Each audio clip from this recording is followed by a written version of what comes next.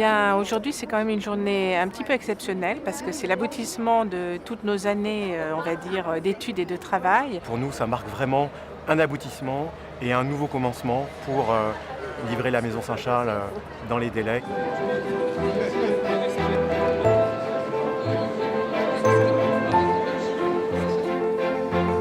Chère sœur Véronique, chers partenaires, mesdames et messieurs, c'est une réelle grande joie pour moi de vous accueillir aujourd'hui dans cette chapelle désacralisée depuis quelques semaines et qui va être réhabilitée complètement dans le cadre de la nouvelle Maison Saint-Charles. La congrégation était très attachée à ce que nous puissions, en quelque sorte, réinvestir un vrai projet ici pour qu'il garde quelque chose de cette mémoire, quelque chose de cette fidélité. La volonté ici, c'était d'ouvrir une nouvelle page d'histoire, mais avec la différence par rapport à d'autres époques, que cette page d'histoire, il fallait d'emblée l'ouvrir avec des partenaires.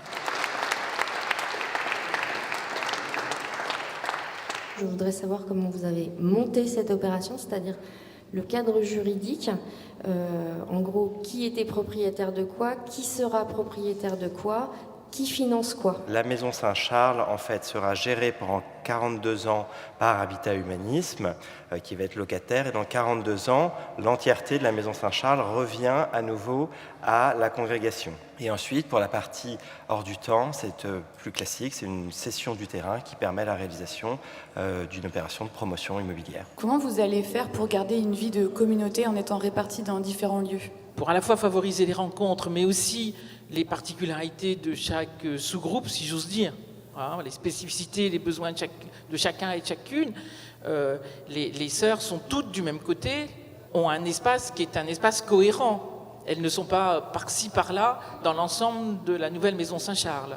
L'intergénérationnel donne la possibilité aux sœurs de participer au lieu qui se crée, en étant la composante senior, on dit, mais également de pouvoir entrer dans une dynamique sociale qui permet à d'autres populations en fragilité de bénéficier aussi d'un nouveau lieu et d'une nouvelle dynamique.